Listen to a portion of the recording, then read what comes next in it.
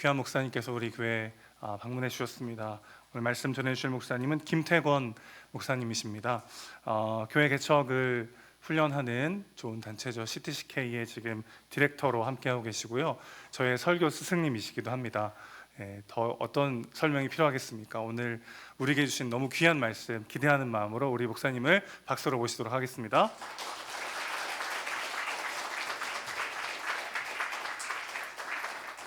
목사님 키가 엄청 크시네요. 네, 설교 스승님이라고 소개를 하면 저는 부담스러워서 어떻게 설교를 합니까? 요즘에 목회할 때는 그다지 그렇게 이런 자리가 부담스럽지 않았었는데 목회를 은퇴를 하고 코칭이라는 걸 시작한 다음에는 소개받을 때마다 아주 부담이 많이 돼요. 설교 코칭 이런 걸 하고 있으니까. 근데 이제 한 가지 위로가 되는 것은 코치가 현역 선수들보다 못해요. 현역 선수를 할 만큼 한 다음에 이제 더 이상은 못하겠다 싶어서 은퇴를 하는 분도 있고, 뭐 다쳐서 은퇴하는 분도 있고, 스포츠 같으면 그렇잖아요. 저희도 마찬가지인데 오히려 이제 곁에서 잘 봐드리면서 이러면 좋지 않겠나 하는 조언 정도 하는 거라고 생각하면 되겠고요. 우리 박 목사님이 개척하시는 과정 속에 저도 같이 인발부에서 기도해드린 한 사람이고, 또 설교 코칭이라는 이런 세팅에서 만나서 쭉 하면서 저에게 큰 기쁨이었습니다. 목사님 담임을 하고 계시는 교회에 있으니까 의미도 없는 말을 이제 공연히 하는 게 아니고, 설교 코칭을 할 때마다 저도 은혜를 많이 받고 너무 귀한 설교를 정성스럽게 잘 준비해서 하시는 그때마다 제가 코칭이라는 이름을 가지고는 하지만 오히려 은혜를 많이 받았습니다. 그래서 감사했고요. 이렇게 개척된 교회에 와서 특별히 또 이게 신년 부흥회로 와서 말씀을 전할 수 있게 되어서 저에게 무척 영광이고 또 감사를 드립니다. 오늘 저녁에 오면서 약간 좀 걱정이 됐었는데, 축구하잖아요 지금 이제. 저도 이것만 아니었으면 그거 보고 있었을 텐데. 근데 우리가 이길 테니까 아마 적당히 이겨서 일본하고 8강 가도록 이렇게 마음으로 기도하시면서 보시면은 좋은 결과 나올 줄 믿습니다. 제가 말씀을 위해서 한번 간단히 기도하고 말씀 보도록 하죠. 하나님 고맙습니다. 오늘 이렇게 귀한 은혜샘 교회 새해를 맞아서 주신 귀한 은혜의 집회, 주께서 우리에게 베푸신 은혜가 너무 큰 것을 늘 감사하고 감격하면서 살아가는 우리들, 이 한 해도 그런 은혜로 시작하셨고 또 한 해 한 걸음 한 걸음 갈 때마다 우리 하나님이 성실하게 신실하게 우리를 이끌어 주실 것을 확신합니다. 우리의 그런 마음 받으셔서 이미 준비하신 하나님의 은혜로 인도하실 때 저희들 순종하며 감격하며 찬양하며 가는 복음의 사람들로 살아가게 하여 주옵소서. 이 저녁 이제 하나님의 말씀을 함께 나누겠는데, 말씀의 주인이시고 주인공이신 예수 그리스도를 통해서 성삼위 하나님께서 이루어 주신 복음의 은혜가 무엇인지를 가슴에 또 새기면서 오직 주님께만 영광 돌릴 수 있는 귀한 말씀 시간 되도록 이 시간을 축복하여 주시옵소서. 예수님의 이름으로 간절히 기도드립니다. 아멘. 우리가 살아가면서 하는 일들 가운데는 적당히 해도 되는 일이 있는가 하면 신중하게 생각하고 고민해야 되는 그런 일들이 있습니다. 예를 들면 하루 세 끼 먹는, 특별히 아침 식사 같은 거, 뭘 먹을까 하는 그 아침 식사 메뉴 같은 것들은 그냥 적당히 정해서 먹어도 될 겁니다. 그래서 안 먹는 사람들도 있잖아요. 소화기관에 심각한 문제가 있는 사람이 아니라면 아침 식사를 뭐를 정해서 먹을까 하는 것 때문에 전날부터 밤잠을 설치며 고민을 한다든가, 아침에 일어나서 냉장고 문을 열고 그 가운데 있는 많은 음식들 가운데 뭘 먹을까 고민하면서 무릎 꿇고 간절하게 기도하면서 정하는 사람 별로 없을 거예요. 그렇죠? 대충 그냥 먹으면 됩니다. 저도 그렇게 먹죠. 매일 입는 옷, 뭘 입을까? 이것도 뭐 적당히 입어도 될 겁니다. 오늘 저녁에 여기 오시면서도 무슨 옷 입을까? 따뜻한 옷이면 되겠죠. 뭐.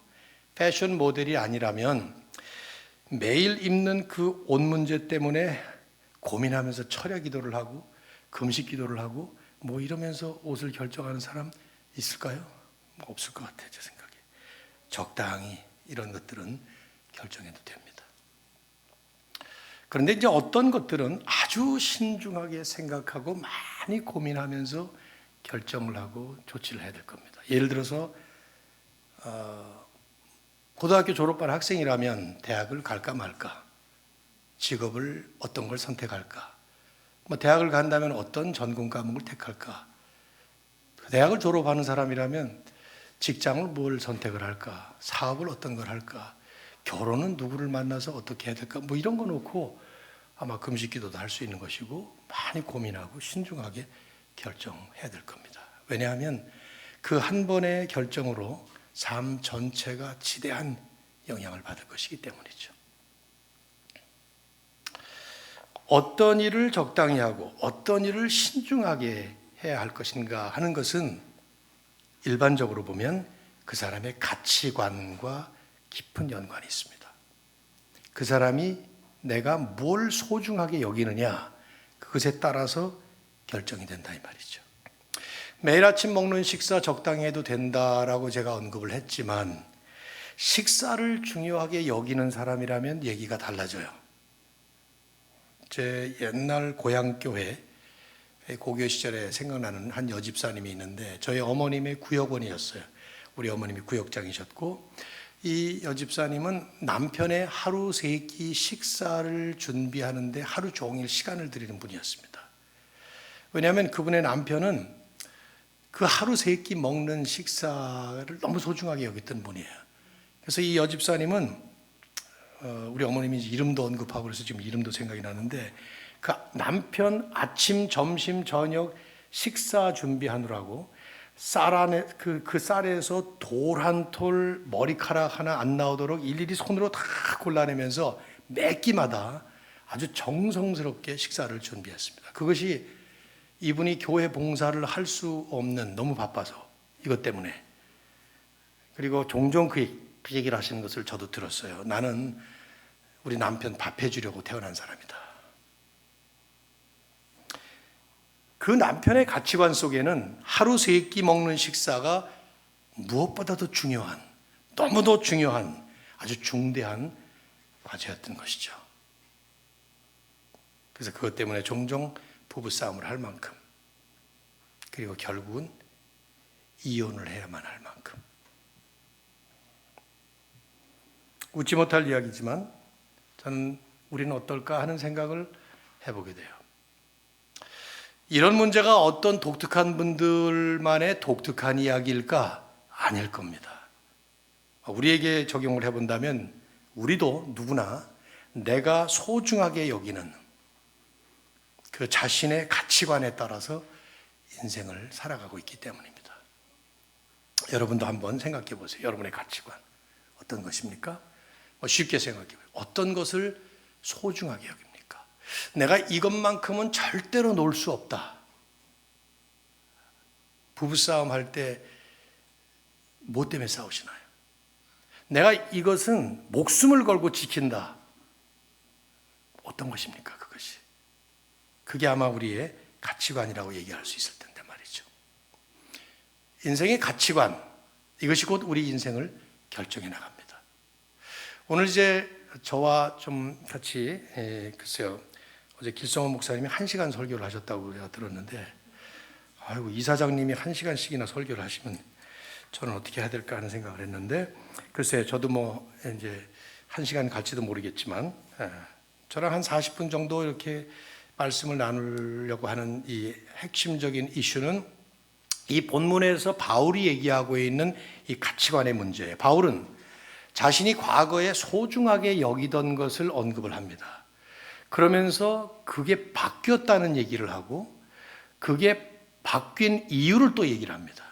즉 사도 바울이 왜 자신이 그토록 소중하게 여기던 것, 입만 열면 자랑할 수 있었던 그것을 이제는 아니라고 얘기하게 되었고, 또 어떻게 해서 그렇게 되었는지 그 얘기를 좀 나눠볼 거예요. 바울의 이야기지만 이것은 저와 여러분의 이야기라고 보셔도 괜찮습니다. 우리들 향한 말씀이니까.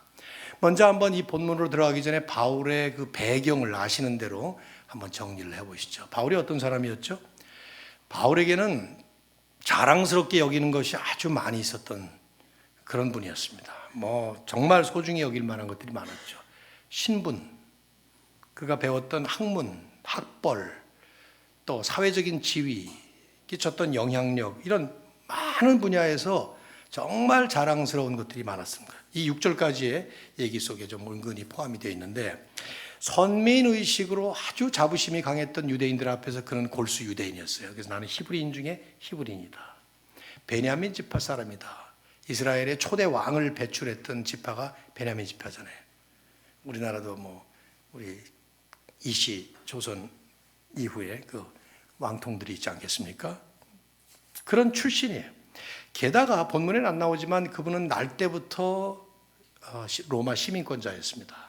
당시에 로마가 전 세계를 지배하고 있었던 때인데, 사도행전 22장에 보면 천부장이 바울을 잡아서 옥에 가두고 그를 때리다가 로마 시민권자라는 말을 듣고 화들짝 놀라서 그를 불러다가 난 돈을 많이 들여서 시민권을 샀는데, 그랬더니 바울은 나는 날 때부터 시민권자였다. 그러니까 그 아버지부터 이 사람은 특수계층이었다 이 말이죠. 그 당시에 요즘식으로 하면 금수저 특권층이라고 그렇게 얘기할 수 있었을 거예요. 학문, 그 당시 유대 사회에서 최고의 문호라고 불리는 가말리엘이라는 사람 밑에서 배웠던 바리새파 중에 바리새인이었어요. 요즘식으로 한다면 스카이 대학은 물론이거니와 하버드, 예일, 스탠포드 같은 전 세계에서 최고 가는 학교에서 박사학위 서너 개 했다고도 볼 수 있는 사람이죠. 학벌이 중요한 우리로서는 아마 자랑거리 중에 최고의 자랑거리였을 거예요. 젊은 나이에 높은 사회적 지위에 올랐던 게 틀림없어요. 사도행전 7장에 보면 스데반을 죽이는 장면이 나오는데, 당시 로마는 사람들을 그렇게 몰매로 때려서 린치해서 죽일 수가 없었어요. 정당한 재판 과정을 거쳐야만 사형시키는 거죠. 예수님만 하더라도 예수님을 십자가에 사형시키는 게 쉬운 일이 아니었습니다. 어쨌든 그런 때인데 폭도들이 옷을 벗어서 바울이 사울 이전에 사울이었잖아요. 사울 앞에다가 두었다는 것은 사울이 내가 허락할 테니까, 내가 보장할 테니까, 책임질 테니까 죽여, 이렇게 큐를 준 거거든요. 그러니까 다른 대부분의 사람들이 그렇게 생각하죠. 그 당시 이미 사도 바울은 30대였을 텐데, 당시 유대 사회의 정치, 종교, 문화, 교육, 이걸 다 책임지고 있었던 공회, 산헤드린 공회원이었을 것이다. 요즘식으로 하면 입법부, 행정부, 사법부를 다 통틀어서 하나로 통째로 잡고 있었던 막강한 영향력을 발휘하던 단체가 공회였는데, 30대 젊은 나이에 그런 지위에 올랐을 것이다 이 말이죠. 타고난 신분, 쌓은 학벌, 학문, 사회적 지위, 심지어는 종교적인 열심이나 도덕적 수준까지도 탁월한 그런 자리에 올랐던 이런 사람이었어요. 6절에 보면 나는 율법의 의로 말한다면 흠이 없는 자다. 여러분, 누가 감히 도덕적으로 흠 없는 자라고 스스로 자부할 수 있겠냐 이 말이죠. 근데 바울은 그런 사람이었어요. 실제로 그렇게 살았으니까. 가진 모든 것이, 그가 가지고 있었던 전부가 다 소중한, 입만 열면 자랑해도 다 전부 자랑거리였던 이런 사람이 바로 바울이었어요. 그런데 어느 날 이 모든 것이 하루아침에 바뀌어버린 것입니다. 어떻게 해요? 그리스도를 만남으로 인해서. 그게 여러분이 이제 읽으신 7절입니다. 자, 7절, 8절을 다시 한번 보세요. 그러나 무엇이든지, 이 그러나라고 하는 말은 이 앞에 나왔던 말이에요. 내가 이렇게 많은 것들이 자랑스러웠던 것으로 가득 찼던 사람이었지만, 그러나 이 무엇이든지 이 모든 것들, 내게 유익하던 것을 그리스도를 위하여 다 해로 여긴다. 유익이 아니라 해로 여길 뿐더러 모든 것을 해로 여김은 내 주 그리스도 예수를 아는 지식이 가장 고상하기 때문이다. 그리스도를 아는 지식이라고 표현했는데요. Knowledge of knowing Christ, 이런 말을 썼어요. 여기 그리스도를 아는 지식이라는 말을 깊게 우리가 생각해 볼 필요가 있습니다. 즉 그리스도를 만나서 그리스도를 알게 되었다는 말인데, 이 안다라는 이 말은 단순히 지식적으로 그리스도를 안다는 뜻이 아닙니다. 물론 그게 포함은 되지만, 여러분은 지금 김태권 목사라는 사람을 알게 되었습니다. 그러나 이제 여러분이 저에 대해서 아는 것은 이름, 얼굴, 키, 외모 요 정도지, 진짜 저에 대한 건 잘 모르실 거예요. 아마 그걸 아는 사람은 제 아내 정도, 45년 동안 같이 살고 있는 제 아내 정도가 알겠죠. 성경에서 안다라고 하는 이 말을 쓸 때는 그런 식이에요. 아주 긴밀한 관계에서 깊은 내면을 다 아는. 그래서 성경이 종종 이 단어를, 안다라는 단어를 하나가 된다라는 말로 번역을 하기도 했습니다. 대표적인 것이 마태복음 1장 25절인데, 요셉이 마리아와 동침하기 전에라는 말, 아들을 낳기까지 동침하지 아니하더니 이렇게 표현되어 있는데, 그것을 직설적으로 표현한다면 아들을 낳기까지 요셉은 마리아를 알지 아니하더니라는 말로 사실은 원어가 그렇게 써 있어요. 그러니까 안다라는 말은 남녀 부부가 동침하는 것처럼 아주 긴밀한 관계와 차원에서 그를 알게 된 것을 의미하는 거죠. 즉 바울이 내가 그리스도를 알게 되었다라는 말은 그리스도와 하나가 되었다라는 말이에요. 그래서 영어 성경을 보면 그 마태복음 1장 25절을 요셉을 가리켜서 He had no union with her 이렇게 표현했어요. 여자와 연합하지 않았다. 우리가 흔히 이제 조직 신학에서 그리스도와의 연합이라는 말을 써요. Union with Christ. 중요한 신학적 개념인데, 그리스도를 안다고 하는 것은 바로 그겁니다. 그분을 알게 되는데 어느 정도까지 아느냐, 마치 그리스도와 내가 하나가 된 것처럼, 내가 그리스도 안에, 그리스도가 내 안에 점점 더 깊이 그분을 알게 되는, 그걸 얘기하는 것이죠. 그래서 바울은 8절 하반절에 이렇게 말을 해요. 내가 그를 위하여, 그리스도를 알게 되었기 때문에 그를 위하여 모든 것을 잃어버리고 배설물로 여기게 됐다. 그래서 그리스도를 얻고 그 안에서 또 내가 발견되려 합니다. 즉 그리스도를 만나서 그분을 알고 나니까 그분과 점점 더 깊은 단계에 하나가 되는 연합이 이루어지면서 바울은 이제 과거의 모든 자기에게 귀하게 여겨졌던 것들, 소중하게 여겨졌던 것들, 자랑스럽게 여겨졌던 그 모든 것들이 해로 여겨질 뿐만 아니라 이제는 배설물로 여기게 되었다 말을 합니다. 여기 이 배설물로 여긴다 하는 말이 주목할 만한 표현이에요. 왜냐하면 이거 비유법이거든요. 어떤 메시지를, 어떤 컨셉, 어떤 아이디어를 전하고자 할 때 주로 우리가 사용하는 기법이 비유죠. 비유. 그 비유를 통해서 그 메시지를 훨씬 부각시키고자 하는 효과를 나타내니까. 바울은 지금 배설물이라는 특별한 용어를 썼어요. 지금까지 내게 귀하던 것들, 지금까지 내가 자랑스럽게 여기던 것들이 이제 전부 다 배설물처럼 여기게 됐다. 오해하시면 안 됩니다. 배설물이 됐다는 말이 아닙니다. 그가 자랑스럽게 여기던 신분, 학문, 이 모든 사회적 지위, 이런 것들이 하루아침에 그냥 배설물이 돼버렸다, 이 뜻이 아니에요. 배설물로 여기게 됐다. 헤이게오마이라고 하는 헬라의 원어를 3번을 쓰는데, 이것은 관점이 바뀌었단 말이에요. 내가 그렇게 이제 보게 됐다, 그 말이에요. 내 눈에 그런 것들이 그렇게 보이게 되었다. 관점, 즉 가치관이 바뀌게 된 것입니다. 과거에 그토록 좋게 여겨지던 것들, 지금도 좋은 거예요. 아직도 좋습니다. 아직도 그 안에 가치가 있어요. 그런데 내 눈에는 그것이 배설물로 이제는 보여지게 됐다. 배설물. 배설물이 어떤 특징을 가지고 있습니까? 질문이 어려웠나? 배설물이 어떤 특징을 가지고 있어요? 더럽죠. 또 냄새나죠. 그래서 어떻게 해요? 즉각 버립니다. 그렇죠? 이게 공통적이죠. 다 우리 동의하시죠? 어느 날 내가 배설을 했는데 평소와 다르게 너무 색깔이 고와, 너무 막 찬란해. 그렇다고 아까워서 지플락에 넣어가지고 보관하는 사람이 있을까요? 없죠. 어느 날 배설을 했는데 너무 양이 많아, 다 버리기 아까워서 반만 버리고 반은 남겨서 냉장고에 보관, 이런 사람 없잖아요. 정신 나간 사람들이죠. 제정신이라면 배설물은 즉각 버리게 되어 있어요. 왜? 가치 없으니까. 가치가 없어요. 마치 그런 거예요. 그 모든 것들이 가치가 없게 여겨지게 되었다 하는 거예요. 질문해 봐야 되죠. 왜 과거에 그토록 가치 있게 여겨지던 것이 지금도 여전히 가치 있는 것일 텐데, 그래서 입만 열면 자랑할 수 있었던 그것들이 이제는 배설물처럼 값어치 없게 여겨지게 되었는가? 이유는 하나야.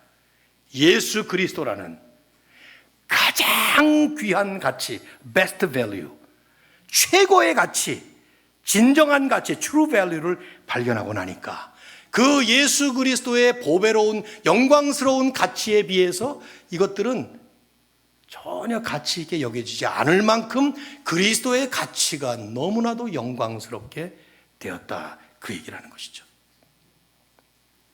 마치 이런 밤에 여기 저도 이제 여기를 오늘 처음 와봤는데 보니까 만일에 여기 이제 가로등이나 뭐 이런 게 하나도 없다면 이런 밤길에 이런 골목길 같은 데 가려면은 잘못하면 넘어지잖아요. 근데 달이 떠 있고 별이 떠 있어서 그 달빛과 별빛들이 비춰준다면 우리에게 도움이 될 겁니다. 길 가는데 달빛, 별빛들이 얼마나 밤에 도움이 됩니까? 하지만 아침에 동쪽의 하늘에 태양이 떠오르면 그 태양빛의 강렬한 그 빛에 압도되어서, 아직 달도 있어요, 별도 있습니다, 달빛, 별빛이 있을 텐데도 불구하고 그 강렬한 태양빛에 압도되어서 달빛과 별빛들은 빛으로서의 가치를 상실해 버리는 것 같이, 예수 그리스도라고 하는 진정한 가치, 최고의 가치, 가장 귀한 보배로운 영광스러운 가치를 만나고 나니까, 그분을 알면 알수록, 깊이 들어가면 들어갈수록 세상에 그 어떤 가치 있는 것들도 비교가 되지 않을 뿐만 아니라 오히려 그것들은 배설물처럼 가치 없게 여겨질 만큼 그리스도의 최고의 보배로운 가치를 발견하게 되었다 하는 얘기를 하는 것이죠. 우리는 질문을 해봐야 되죠. 왜 그리스도가 최고의 보배일까? 뭐 많은 얘기들을 아마 할 수 있을 거예요. 근데 바울은 9절에서 딱 한 가지만 얘기를 합니다. 본인과 관련되기 때문에 이렇게 표현한 것 같아요. 9절 중반절에 보면 내가 가진 의는 righteousness, 율법에서 난 것이 아니요 오직 그리스도를 믿음으로 말미암은 것이니 곧 믿음으로 하나님께로부터 난 의라. 바울은 평생 이 하나님의 의를 이뤄보려고 무진 애를 썼던 사람입니다. 그 율법의 기준으로 볼 때 자기가 흠없는 하나님의 완벽한 의를 이룸으로써 의인이 되고자 노력했던 사람 중에 대표적인 사람이 바울이에요. 하지만 바울은 알고 있었죠. 자신 죄인이라는 것, 뼛속 깊이 죄인이라는 것. 그렇기 때문에 그 율법의 의를 이루려고 애를 쓰면 쓸수록 본인은 이루지 못하는 허탈감과 좌절감 때문에 아마도 고통스러웠던 것 같아요. 여러분이 경험이 없습니까? 저도 예수님을 만나기 전에 내가 선한 사람이 되보려고 애를 쓰느라고 뭐 좋은 책, 좋은 글 실천해 보려고 애를 많이 썼던 기억이 나요. 근데 그러면 그럴수록 어느 날은 되는 듯 했다가 넘어지거나 아니면 그걸 이루지 못하는 내 마음 깊은 곳에 자리 잡고 있는 나의 그 죄의 뿌리 같은 것들이 드러나서 민낯을 드러낼 때 그때 누가 볼까 봐 두렵기도 하고 뭐 이런 것들. 바울도 그랬을 거예요. 바울이 그 얘기를 하는 거예요. 내가 율법을 통해서 내 공로로 이 의를 이루려고 무진 애를 썼지만 이루지 못했던 그것을 그리스도께서 내 대신 나를 위해서 온전한 순종을 하심으로 인해서 그 의를 이루시고, 여기는 안 나오지만은 더 나아가서 얘기한다면 십자가 위에서 내 모든 죄값까지 전부 다 치러주심으로 인해서 본인이 평생 스스로 자기 노력으로 그 의를 이루려고 애썼던 것이지만 이루지 못했던 것을 주님께서 다 이루주셨죠. 내 공로가 아니라, 내 노력으로 아니라, 내 노력으로는 결코 이룰 수 없었던 그 모든 것들을 주님이 다 해주셨다 이 말이죠. 그것을 나는 믿기만 함으로, 믿음으로 말미암아 하나님께서 내게 선물로 그 의를 안겨주시는 그런 은혜를 입고 나니까 그 그리스도, 그분의 보배로움이 세상 그 어떤 것과도 비교할 수 없는 최고의 보배. 이제 나는 그래서 하나님 앞에서 의인이 되었고, 이제는 하나님께서 나를 보실 때 죄인으로 보지 않으시는 그런 단계가 됐다는 것이죠. 그래서 바울은 10절에 이렇게 말해요. 자신의 삶을 얘기를 합니다. 내가 이제부터는 그리스도와 그 부활의 권능과 그 고난에 참여함을 알고자 하여 그의 죽으심을 본받아 어떻게 해서든지 죽은 자 가운데서 부활에 이르려 한다. 단순히 하나님이 나를 예수님 때문에 의인이라고 인정해 주시고 칭해 주시는 칭의 정도가 아니라 이제는 내가 그 단계에 그리스도의 그 고난에 참여함을 나도 깨닫고 죽으심을 본받아 나도 죄에 죽고 부활의 경지에 이르려 하려고. 그래서 12절에 그런 이렇게 결론을 내려요. 내가 이미 얻었다 함도 아니요 온전히 이루었다 함도 아니라 아직도 나는 완성을 향해서 가고 있다. 오직 내가 그리스도 예수께 잡힌 바 된 그것, 그리스도와 하나가 되어서 내 안에 그 모든 하나님의 의가 완벽하게 이루어지는 그날을 향해서 지금 달려가노라. 이게 바울의 그리스도를 만난 이후의 삶의 자신의 새로운 목표가 된 것이죠. 그래서 13절에서 표대를 향하여 이게 이제 표대다. 그런 얘기를 하잖아요. 오늘 제가 이제 여러분과 함께 나눌 이 말씀은 사실은 이 본문을 통해서 간단하게 이미 다 말씀을 드린 겁니다. 그리스도의 그 최고의 가치, 그리스도라고 하는 그 가장 보배로우신 분을 만나고 나니까 이제 나는 더 이상 세상에 그 어떤 것도 부러울 것이 없을 만큼, 자랑거리도 더 이상 자랑거리가 될 수 없을 만큼 그리스도 한 분만으로 만족하고 그분 한 분으로 나는 내 삶이 이제 새로운 길을 가게 되었다는 그것. 오늘 여기 지금 참여하신 성도님들은 대부분 그리스도를, 예수님을 잘 믿으시는 분일 거라고 생각돼요. 또 잘 믿고자 소망하는 분들이 이 자리에 나오셨을 거라고 생각합니다. 그렇다면 한번 질문을 해보실 필요가 있을 것 같아요. 여러분, 그리스도를 어떤 분으로 믿습니까? 여러분이 믿는 그리스도, 그분은 여러분에게 어떤 분이십니까? 오늘 이 본문의 말씀에 비추어서 질문을 이렇게 해보시죠. 여러분의 가장 귀한 보배이십니까? 하는 질문입니다. 더 나아간다면 세상의 모든 것들, 내가 자랑스럽게 여기는 것, 내가 소중하게 여기는 그것들, 그게 뭡니까? 많이 있겠죠. 우리가 돈이 있다면 돈, 외모가 출중하다면 그 외모, 배운 것이 많다면 학문, 바울처럼 말이에요. 여러 가지 많이 있을 거예요. 그런 것들이 다 배설물처럼 여겨질 만큼 그리스도가 최고의 가치를 가지신 분이라고 그렇게 믿으시냐 이 말이죠. 저는 솔직히 말해서 좀 어렵더라고요. 제가 목사로 36년 목회를 하고 저는 4년 전에 은퇴를 했습니다. 좀 조기 은퇴를 했어요. 65세. 근데 목회를 할 때도 그렇고 어려서부터 모태신앙으로 어머님 따라서 교회 다니고 그랬기 때문에 상당히 신앙의 여정이 꽤 긴데 평생을 돌아봐도 이게 한 번도 쉬웠던 적이 없어요. 예수님을 알고 예수님 믿은 후에 분명히 복음을 알고 그 이후에 그분의 보배로움 때문에 세상이 귀하게 여기는 것, 나도 귀하게 여기는 그런 것들이 그리스도에 비추어 볼 때에 배설물처럼 여겨질 만큼 그리스도 한 분만으로 만족하느냐? 어렵더라고요, 저는. 제가 제일 좋아하던 찬송, 지금도 좋아합니다. 조지 베벌리 쉐어라고 하는 분이 자기 어머니 밀러 여사가 쓴 시에 곡을 붙여서 만든 노래 있잖아요. 우리 잘 아는 주 예수보다 더 귀한 것은 없네. 1절, 2절, 3절에 보면 주 예수보다 더 귀한 것은 없네. 이 세상 부귀, 이 세상 행복, 이 세상 명예와 바꿀 수 없다. 예수님을. 후렴에가 뭐라고 말합니까? 세상 즐거움 다 버리고 세상 자랑 다 버렸네. 주 예수보다 더 귀한 것은 없다. 근데 이 찬송 부를 때마다 마음 한구석에는 자꾸 진짜 그러냐 하는 질문이 자꾸 생기더라고요. 여러분 어떠세요? 솔직히 생각이나 이론은 그러고 싶은데 실제로는 아닌 모습이 내 모습, 내 모습뿐 아니라 우리들의 모습 가운데 많이 보배가 보배로 여겨지지 않는 이 문제점 터놓고 한번 질문해 보시죠. 정말 예수님이 그런 보배로 여겨지십니까? 그분 한 분 너무 크기 때문에 다른 거 다 잃어버려도 괜찮겠습니까? 질문해 보세요. 저희 세대 그 윗세대까지 쭉 뭐 제가 다음 세대는 잘 모르겠습니다. 까지는 오히려 예수님 한 분만으로 만족합니다. 다 이제 배설물 같습니다. 라기보다는 이왕이면 이 단어가 굉장히 많이 작용했던 시대 같아요.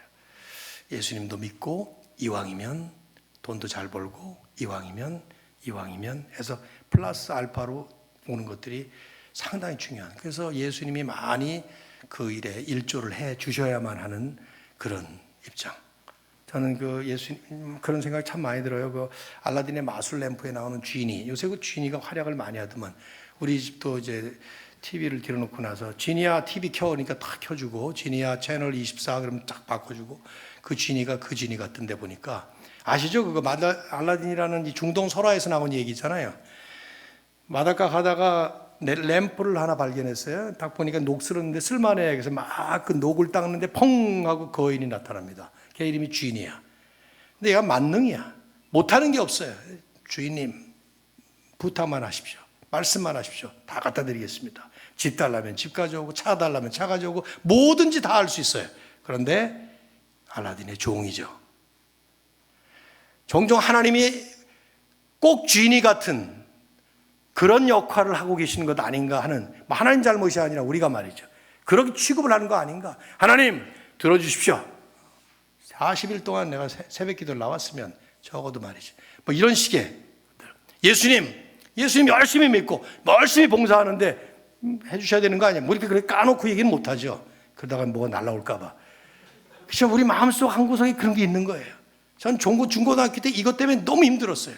교회에서는 계속해서 내게 능력 주시는 자 안에서 모든 것을 할 수 있느니라. 그러니까 예수만 믿으면 그 예수 안에서 건강도 찾고 병도 낫고 안 되던 사업도 잘 되고. 근데 우리 집은 사업이 자꾸 망해 점점. 그래서 미국으로 이민 갔으니까요. 저희는 망해서 이민 간 집이에요. 저희가 그렇게 열심히 기도하고 열심히 믿고 열심히 봉사하고 하는데 안 돼. 이게 뭐야 도대체. 내 믿음이 너무 부족하구나. 이런 생각으로 자꾸 되었던 그런 시절이 지금 이 설교를 하다 보니까 또 생각이 나는데, 왜 그럴까요? 우린 질문해 봐야 돼요. 왜 예수님의 보배로움이 정말 보배로움으로 영광스럽게 찬란하게 우리 눈에 가득 차지 않을까?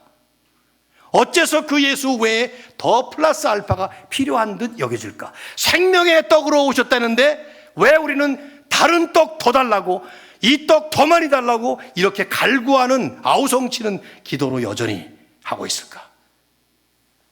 제가 작년 10월에 이게 지역 같은 거 그런 거 얘기를 안 해야 될 것 같아요. 금방 눈치챘을 것 같아서 어느 교회를 얘기하는지.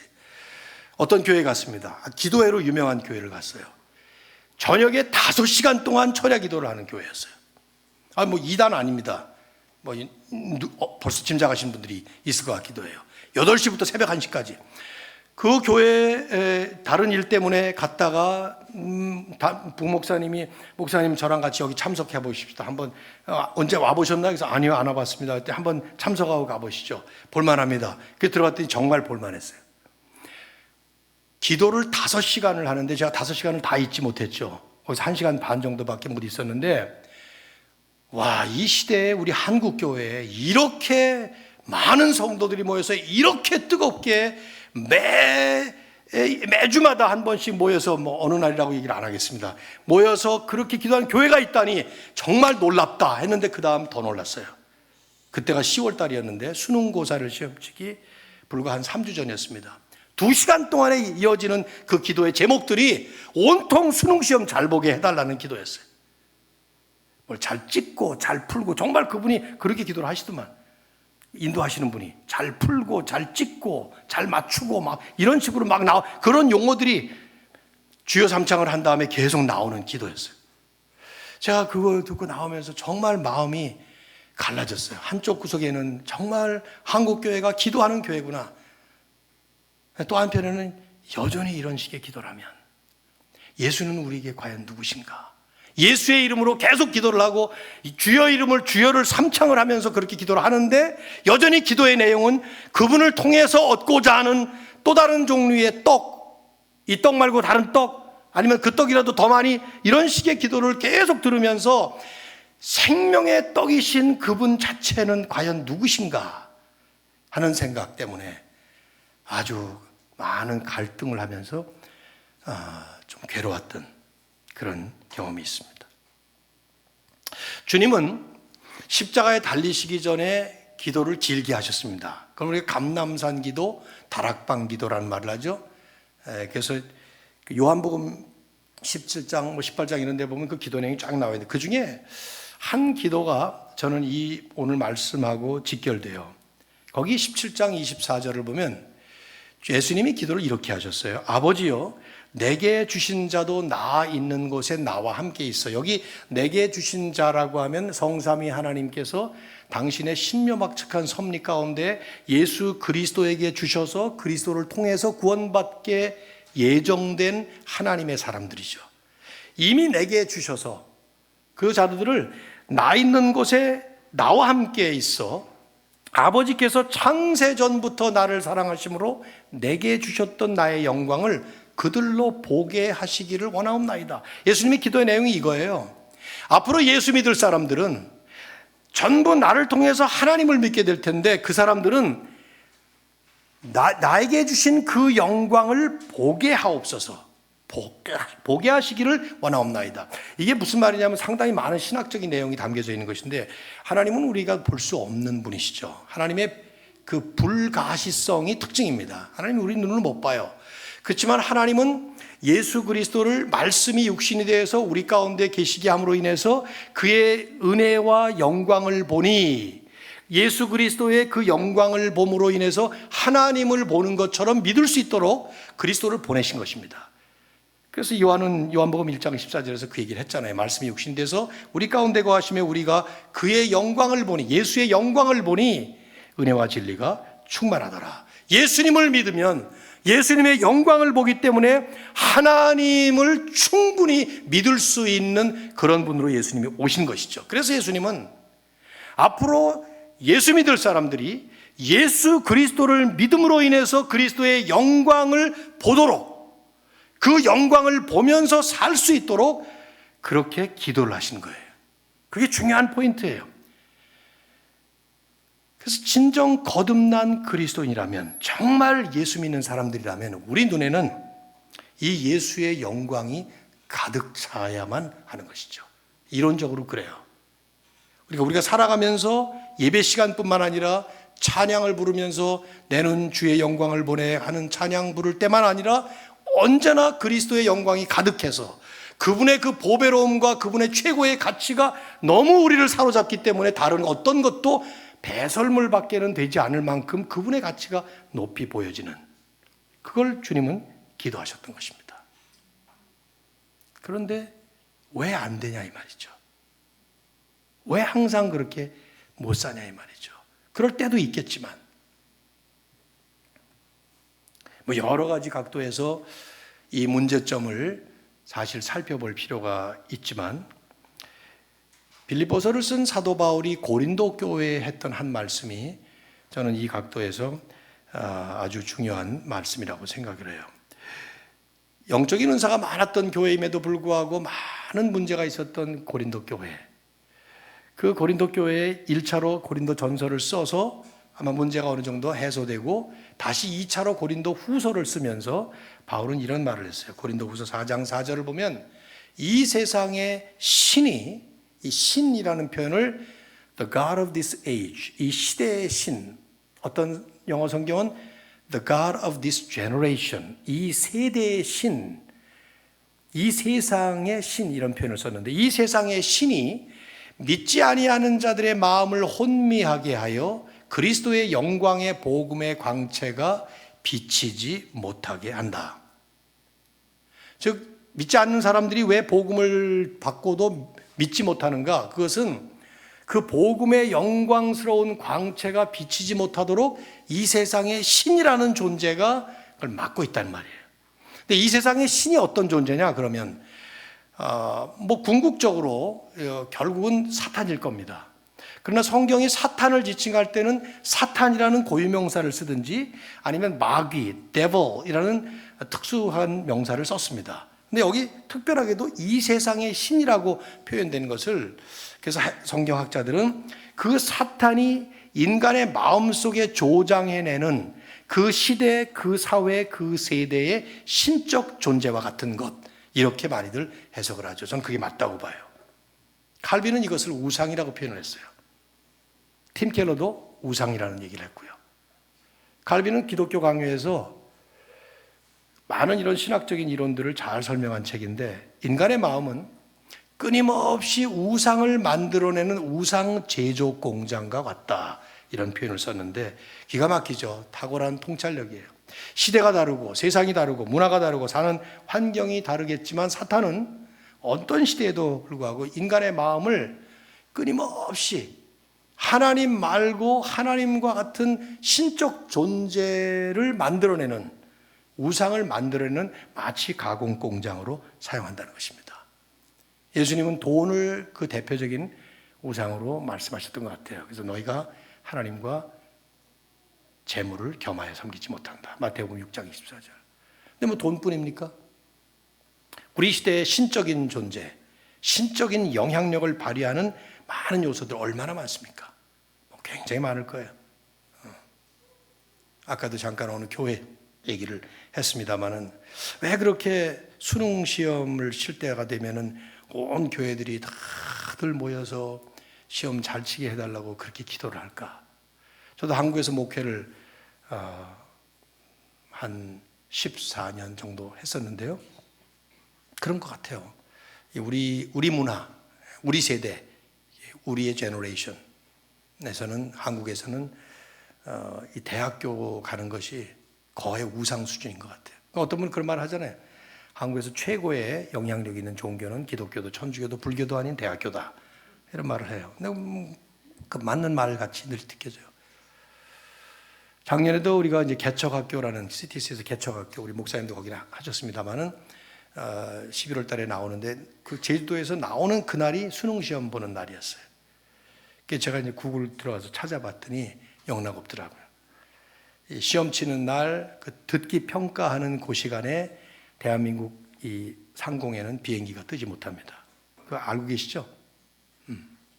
너무 당연한 것처럼 지금들 다 계신 것 같은데 전 세계에 이런 나라는 우리나라밖에 없어요. 대학교 시험을 치르기 위해서 비행기가 뜨지 못하고 비행기가 내리지 못해요. 공항에서 3마일 바깥으로 다 나가야 됩니다. 군용기도 못 뜹니다. 김정은이 한국으로 남침하는 날을 결정한다면 제일 효과적인 날은 그 시간이야. 그 시간에 비행기 보내면 한국은 비행기를 못 띄워. 사격 못 합니다. 사격 연습 못 합니다. 어디 애들이 시험 치는데 시끄러운 소리를. 공사 아스팔트 깨는 드르르르 그런 거 못 합니다. 다 중지돼. 대한민국 전체가 조용해야 돼. 대학교를 가기 위해서. 이게 우상이 아니고 뭡니까? 전 미국에 80년에 이민을 가서 지금까지 미국 시민권자로 살고 있는 사람인데, 미국에 있으면서 특별히 제가 이제 필라델피아에서 그 유펜이라는 아이비리그 대학 바로 옆에서 마지막으로 목회 사역을 끝을 내는데요. 기러기 엄마, 기러기 아빠, 뭐 여기도 계신지 모르겠습니다만은 제가 함부로 말하는 거 아닙니다. 우리 교회의 그 작은 순 모임 가운데는 그 와와순이 있었어요. 와와. 그 와와라는 게 뭔지 아시나요? 미국에 가면은 여기 뭐 GS25라든가 뭐 이런 것처럼 편의점이 와와인데 그 와와, 나는 와 다 오라고 컴 그건 줄 알았어요. 근데 그 제가 부임해 갔더니 와와 순이 있는데 그 와와 순이 뭐냐면 기러기 엄마들 순이야.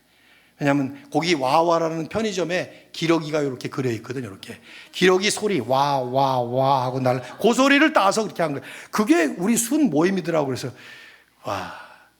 근데 거기는 순 가면은 당연하죠. 뭐 이 기러기 엄마들이 아이들 데리고 와서 공부시키느라고 하니까 늘 기도 제목은 그냥 그게 최고의 기도 제목인데 그 자체를 가지고 뭐라고 할 수는 없어요. 아이들 공부 잘 시켜서 양육 잘하고 싶어서 대한민국의 이런 어려운 교육 환경 속에서 미국까지 와서 고생하는 그 부부들 이런 가족들 생각해 보면 눈물 날 때도 한두 번이 아닙니다.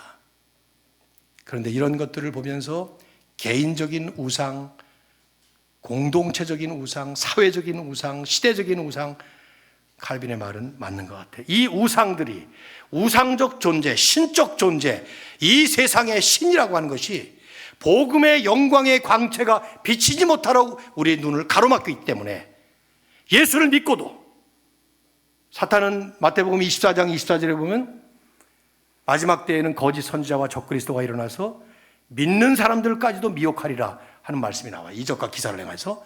그러니까 믿는 사람들도 여전히 미혹을 하게 되어 있는데 이 존재들이, 이 영향력들이 우리가 마땅히 보고 살아야 될 복음의 영광의 광채를 보지 못하도록 그리스도의 그 보배로움을 머리로는 알고 이론적으로는 알고 생각으로는 분명히 알고 있지만 현실의 삶에서는 그분 한 분만으로 만족할 수 없도록 살아가고 있는, 저는 좀 심각하게 생각이 돼요. 제 아이들도 이제는 아들도 목회를 하고 있고 아들이 하도 권면을 해서 은퇴하고 좀 쉬고 편안히 살려고 그랬더니 그러면 안 된다고, 코칭해야 된다고, 그래서 이제 이렇게 들어왔는데, 그런 입장에서 기도하는 한 사람으로서 다음 세대를 바라볼 때 지금 우리가 믿는다는 것이 무엇인가 하는 걸 생각합니다. 여러분의 교회가 개척이 되었습니다. 이제 1주년이 넘었고 이제 2년 차로 들어갔습니다. 우리 박 목사님, 저도 1년을 넘도록 같이 코칭이라는 세팅에서 만나서 이런저런 고민도 같이 나누고 기도 제목도 나누고 설교 가지고 고민도 하고 뭐 이러고 하는데, 여러분 이렇게 시작을 할 때 잘 정리하시면 좋겠다라고 싶은 한 가지가 뭘까를 고민하면서 이 설교를 준비했어요. 가장 귀한 보배이신 예수 그리스도를 정말 우리가 보배로 믿는다면 다른 그 어떤 것도 이분과는 비교할 수 없는, 아니 바울의 말에 의하면 바울은 정말 거친 용어를 썼어요. 배설물처럼 여겨야 될 그것들인데 그게 그리스도가 너무 귀하기 때문에, 그분의 보배로움이, 그분의 영광스러움이 너무 찬란하기 때문에 만일에 그렇지 않다면 우리는 어떻게 믿고 있는 것인가 고민해야 될 시점인 것 같아요. 우리가 진짜 예수님 믿는다면 우리는 그분으로 인해서 베드로의 말을 빌리면 왕 같은 제사장들이 되었습니다. 베드로 전서 2장에서 그 말을 하잖아요. 너희는 왕 같은 제사장들이다.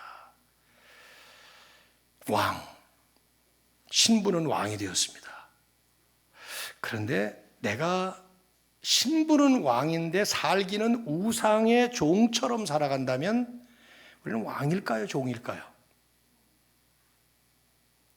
신부는 왕인데 살기는 만일에 거지처럼 산다면 그 사람은 왕일까요? 거지일까요? 생각해 보십시오 한번. 전 사자가 밀림의 왕이라고 생각을 했어요. 여러분도 그러시지 않았겠어요? 근데 어느 날 오래전인데 내셔널 지오그래픽이라는 미국 잡지를 읽는데 사자가 코끼리 똥을 먹는데요. 그거 아시나요?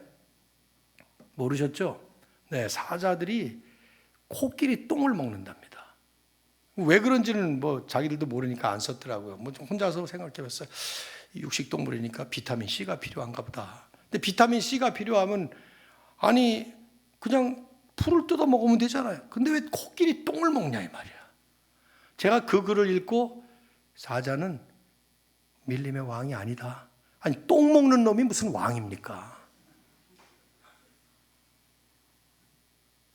배설물로 여겨야 될 것을 여전히 보배처럼 여기고 있다면 왕 같은 제사장으로 부르신 예수 그리스도 앞에서 그분의 보배로움으로 우리가 느끼지 못하기 때문에 배설물로 여겨야 될 것을 여전히 귀하게 여기고 붙잡고 있다면, 그걸 얻기 위해서 오히려 예수님을 불러드리고 그분의 이름을 부르면서 우리가 매달리고 있다면 우리는 왕일까 아닐까 질문을 해봅니다. 바울은 그런 말을 하는 겁니다. 그리스도가 가장 귀한 보배임을 깨닫게 되었어요. 그래서 나는 그분을 얻고 그분을 닮고 그분의 그 경지에 이르기 위해서 그분과 완전한 연합을 이루어서 그분의 그 부활의 경지에 이르기 위해 달려간다. 그래서 13, 14절에서 말하잖아요. 또 한 번 형제들아 나는 아직 내가 잡은 줄로 여기지 아니하고 오직 한 일, only one thing, 하나. 그게 뭐냐? 뒤에 것은 잊어버리고, 뒤에 내가 그렇게 자랑스럽게 여기던 그 모든 것들 다 잊어버리고 앞에 있는 것, 예수 그리스도로 그분을 붙잡으려고 표대를 향하여, 목표가 그렇게 바뀌었다는 거예요. 그리스도 예수 안에서 하나님이 위에서 부르신 그 부름을 향해 달려가노라. 자신의 새롭게 변화된 가치관, 그 가치관에 의해서 획기적으로 변화된 자신의 삶의 각오와 결단, 그것을 말씀하고 있는 것이죠.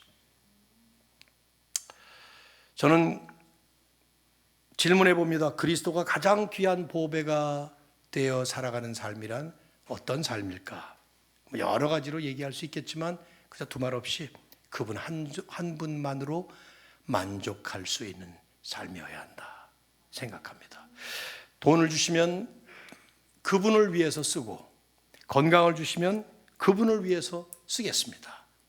그런데 돈이 떨어지면 역시 그분 안에서 만족하며 살겠고, 건강이 악화되면 역시 그분 안에서 그분 때문에 건강의 악화, 그 어려운 문제 때문에도 찬양할 수 있는, 그래서 내게 능력 주시는 자 안에서 내가 모든 것을 할 수 있는다. 빌립보 4장 13절에서 바울은 거의 결론처럼 이 선언을 해요.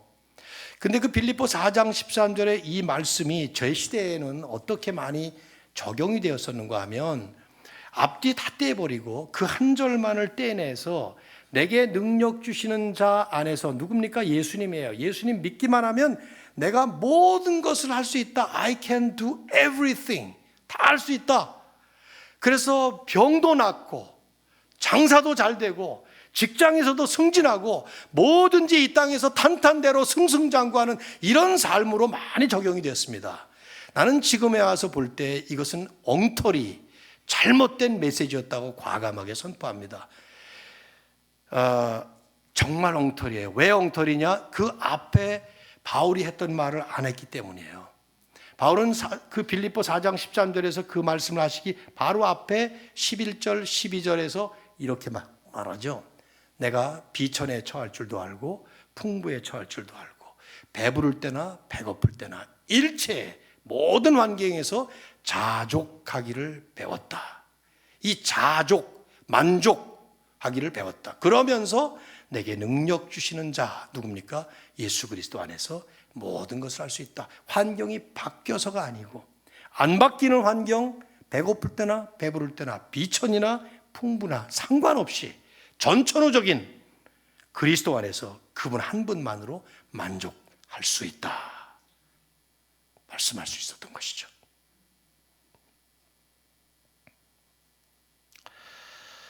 제 아내와 결혼한 지가 45년이 됐는데 4년 전, 5년이 돼가네요. 5년 전에 이제 은퇴를 결정을 하고 하면서 갑자기 그런 생각이 들었어요. 23살에 제게 시집을 와서 24살에 그냥 저 따라서 이민 가는 집에 미국으로 이민을 가서 미국 생활도 하고 뭐 고생스러운 직장 생활도 하고 또 뭐 목회하면서 36년 동안 그저 곁에 서서 말하기 좋아하는 사람인데 말도 제대로 못하고 그냥 늘 꿀먹은 벙어리처럼 따라다니기만 했던 제 아내를 볼 때 한편은 고맙고 또 한편은 미안하고, 그래서 갑자기 저도 잘 그렇게 충동적으로 하지는 않는데 갑자기 내가 은퇴하면 뭐 해줄까 이런 얘기를 했어요. 목사님 그거 기도 많이 하고 하셔야 되는 일이지 함부로 충동적으로 아니 내가 감당도 못할 걸 나보고 해달라 그러면 어떡할 걸 해놓고 나서 후회도 했지. 괜히 말했나? 막 이런 생각 들고. 근데 그때는 갑자기 제가 그 생각이 들어서 얘기를 했죠. 그랬더니 제 아내가 뜻밖의 답을 했습니다. 그걸 몰라서 묻냐고? 그러더니 나는 결혼할 때 당신 한 사람 보고 결혼했고 살아오면서 당신 한 사람 가지고 만족하면서 살아왔고 앞으로 은퇴한 이후에도 아무 상관이 없다고. 아무 상관없이 당신 한 사람 있으면 나는 족합니다. 그래서 한편은 너무 고맙기도 했지만 다 딱 제 머리를 쳤던 생각이 이거예요. 나같이 부족한 놈을 데리고 함께 살면서도 나 하나만 가지고 만족했다, 만족하겠다라고 한다면 영광스러운 예수 그리스도를 우리의 신랑으로 받아들인 주님을 믿을 때 우리는 다 결혼하는 겁니다. 그래서 우리는 신부가 되고 그분이 신랑이 돼요. 교회도 신부가 되고 그분이 신랑이 되죠. 신랑 되신 그분과 결혼하고 살아가면서 그 한 분만으로 만족하지 못한다면 우리는 주님의 보배로움을 아직도 깊이 깨닫지 못하고 있는 것이죠. 바울의 이 고백, 이 빌립보 3장 7절부터 쭉 나오는 이 고백이 저와 여러분의 고백이 되었으면 좋겠습니다. 그분을 알고 그분을 더 얻고자 해서 그분 안에서 그분과 하나가 되어서 그분의 고난에도 동참하고 부활의 경제에 이르기 위해서 달려가는 그것이 내 표대가 되어서 달려가는. 왜요? 그분이 최고의 보배이시기 때문이죠. 여러분이 많이 들어보셨을 법한 짐 엘리어트 선교사, 선교사라고 부르기도 그렇죠. 선교를 시작하자마자 순교해버렸으니까. 남미 아우카족을 선교하기 위해서 대학을 다니면서도 계속 그것만 놓고 기도하면서 준비했던 그분, 위튼 대학 다니면서 28살 젊은 나이에 일기에 정말 우리가 되새길 만한 그런 글을 썼죠.